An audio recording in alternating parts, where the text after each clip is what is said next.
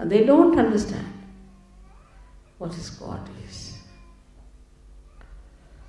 But it's not the understanding, you understand this one little point, that it comes from your heart into your brain, not from your brain to your heart. It comes as if the ambrosia of your bhakti covers your brain. Absolutely. So, for example, Shankaracharya wrote a beautiful treatise called as Viveka Chudamani, where he described what is God, this, that, and Viveka means the conscience and consciousness and all that he described quite a lot. But there was one horrible fellow called Sarma who started arguing with him and he got fed up. Shankaracharya.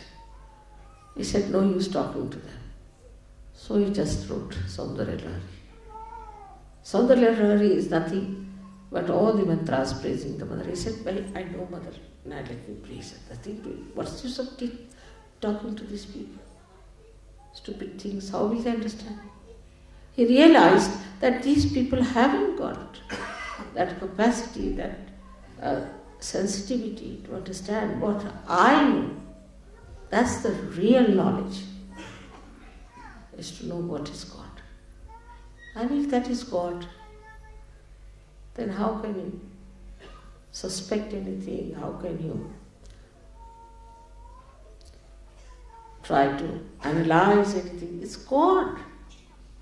It's God Almighty, which knows everything, which does everything, which enjoys everything. That is the one we should say is the jnana, is the knowledge, is the true knowledge, the pure knowledge. Is not the knowledge of chakras, not the knowledge of vibrations, not the knowledge of Kundalini, but the knowledge of God Almighty. And the knowledge of God Almighty is not mental. Again I tell you, it starts from your heart and goes to your brain. Something that comes out of your experience of joy and covers your brain. So your brain cannot deny it anymore. Like sometimes when you have your mother, little mother, you know the love of your mother. You cannot explain it. It comes from your heart. And you say, no, that's my mother. She won't do like that. I know my mother very well. The knowledge about your mother, one who has given you birth, mother may not be very good or whatever it is. But knowledge about God, that He is love, that He is truth, that He knows everything, that just become part and parcel of your being. Absolutely. And that's the time we say is the Nirvana. So it's important, especially for the people of the West. Now open your hearts, because it starts from the heart, not from your brain.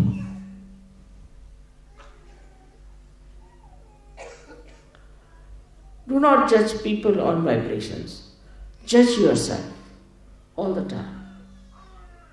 I had told that Shiv Puja means more explanation, more understanding, more thing, because in other pujas we do all these mantras, this, that.